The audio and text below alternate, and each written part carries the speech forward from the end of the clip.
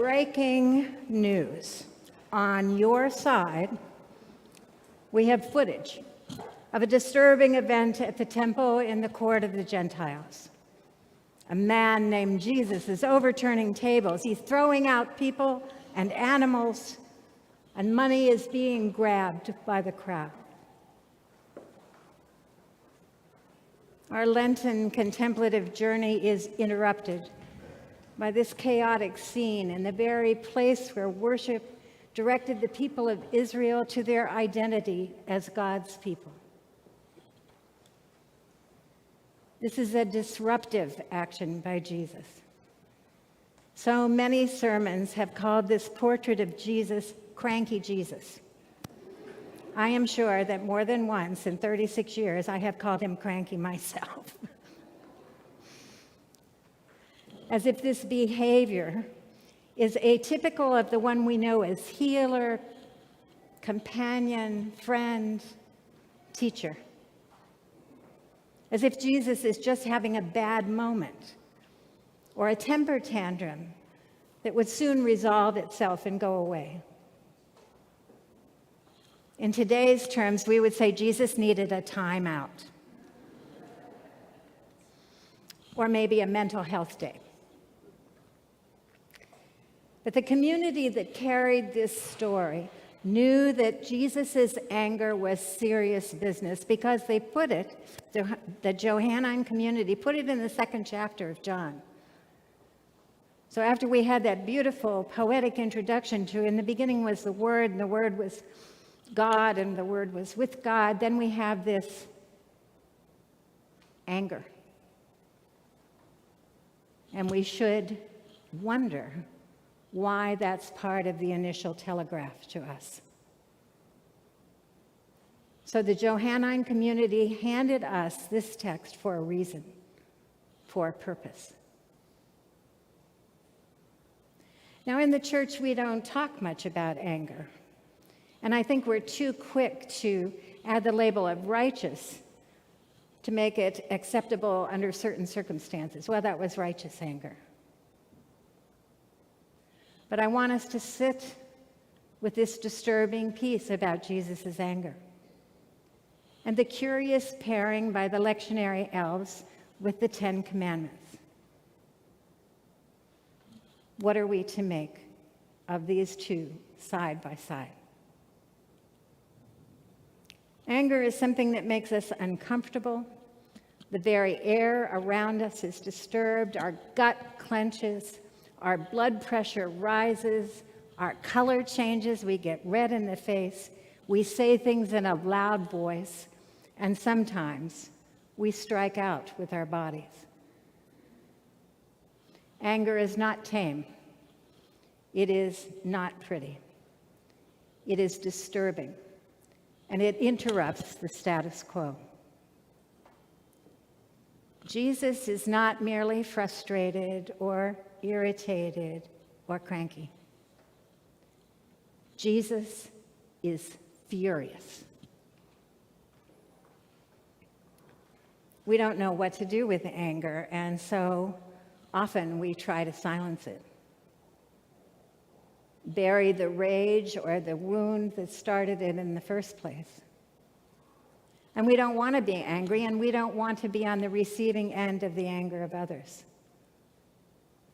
But if we hide from it, if we stuff it down in some dark corner of ourselves, it claims even more power. It can grow. It can be death-dealing. If we are brave, we need to face it, to uncover the source and to pay attention to the wound that caused it in the first place. And of course, we will try to reconcile, to restore a right relationship, to realign, to heal what has been ripped apart and torn open. Jesus is angry that the tables of the temple mean that people must buy their way into God's favor. That a temple tax is levied on worshipers offerings for sin, for the birth of a child, even for the blessing of a good harvest. Paying for these things is in direct opposition to what Jesus was about in his life and his ministry, the unconditional love of God. The temple practices distorted the purposes of a welcome table, of a welcoming space. What we see in this piece from John is a distortion of access. A distortion of access. Jesus has fashioned a whip of cords, and the money is rolling everywhere. The animals are noisy, the pigeons are flying into the air. Jesus is angry, wounded to think that money bought status in God's very dwelling place. The table had become a bias table, a greedy table. It is offensive. It misrepresented God, who is not interested, not invested in a caste system. I think what the Ten Commandments do in today's readings give us not a list of rules, but markers against the distortion of life, where ignoring these distortions means that God is not at our center. The tablets of Sinai are a call to live a faithful life as an alternative to the distortions of the Jerusalem temple. And as followers of Jesus, we are called to resist the distortions of our own day. So we're not to spend our existence in production and consumption and buying and selling, having, trading, accumulating, and the drive for more and more at the expense of our neighbor. These words are from Walter Brueggemann, retired professor of the Hebrew Testament. Greed, covetousness, diminishment of others by lying or stealing or doing violence rip open our social fabric.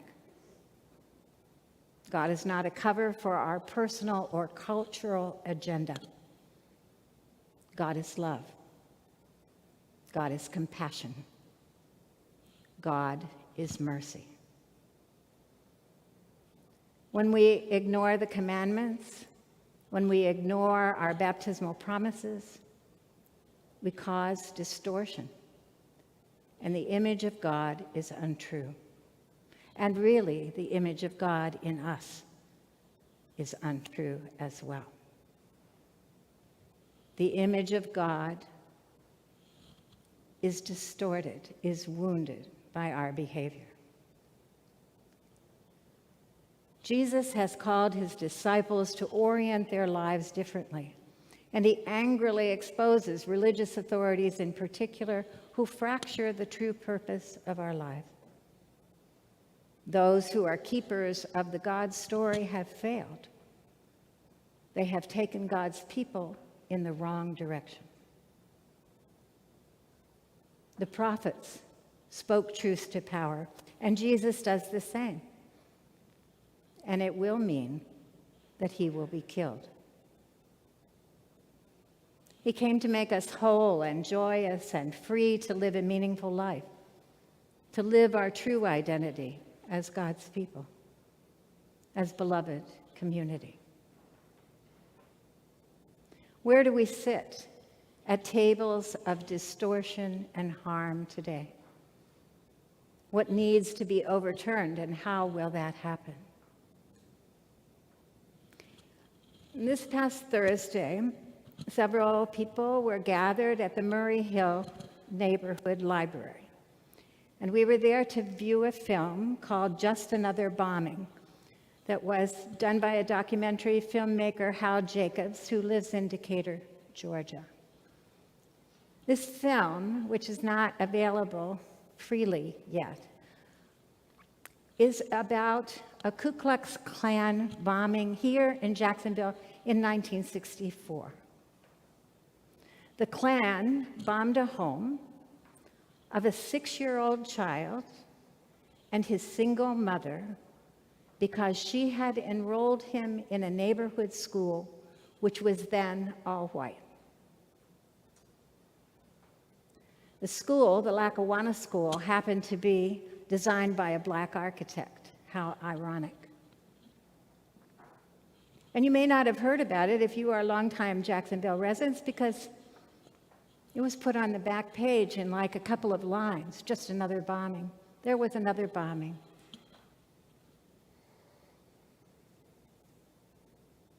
The 5 people who planted the dynamite under that house were all acquitted.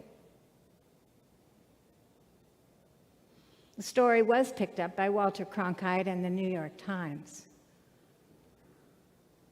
The survivors are no longer young. Donald Godfrey was 6 years old when that happened. His mother, Iona Godfrey King, looks pretty good for her age. They did a presentation for the Jacksonville City Council the day after they had gone to the library. Donald grew up to be a Foreign Service officer and served in Africa, where he now lives. PTSD is one of his companions. Can love heal that space, that wound?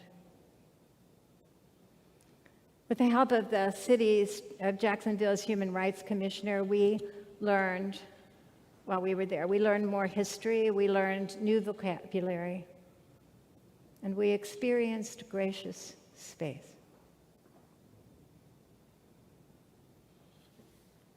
I also recently met a lawyer who is now a judge, who said that when he was in law school, he wanted to quit. There was so much bias.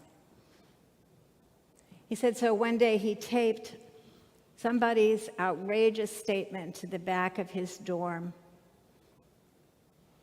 door, the dorm door, so that he would have to look at it before he went to class. Because what it did was make him angry.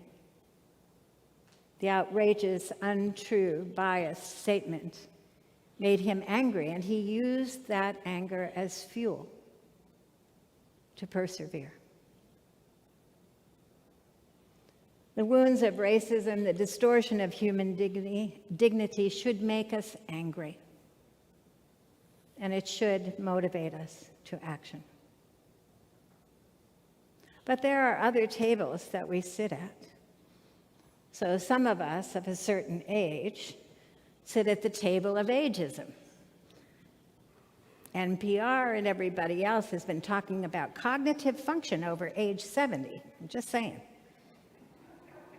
These social pundits irritate me. They get my back up. Some of our young people sit at tables of bullying. Some of our acquaintances sit at tables of hunger. Some of our elders sit at the table of loneliness. We sit at the tables of addiction and of fractured relationships, and many other tables that wound us because they are a distortion. So what did Jesus do with his anger? In the last few words of today's section from the gospel, I called it a pericope at 8 a.m. A pericope is just a little portion. The last few lines of the gospel for today. Jesus tells you what he's going to do with his anger. He's going to offer himself in love. He's going to use that scene at the Jerusalem table as fuel in the temple of his own body, he will make his way to the cross. And it is in John's gospel that he tells us, "No one takes my life from me. I lay it down of my own accord, and I will pick it up again."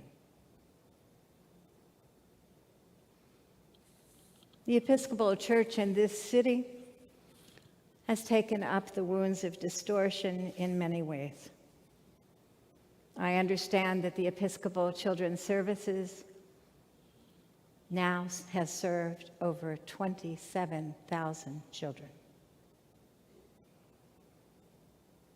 They've taken up the distortion of poor children in the arts through the Cathedral Arts Project. And there are many, many other ministries. We turn over the tables of distortion. We reconcile, we refresh, we realign, we renew. And we work for right relationships with God and right relationships with each other. Love turns over the tables of distortion. There's city groups like One Jacks or 90 Forward or I Care or the Interfaith Coalition. There are so many groups that are trying to help us move in the right direction. Long ago and far away, love turned over a table of wounding, a table of difference that I thought separated me from others. But Jesus corrected that distortion and set me free to be who I was created to be. Perhaps today you can look at the tables where you sit. Do any of them need to be overturned? Will you call on love to do that? Breaking news. On your side, Jesus. Amen.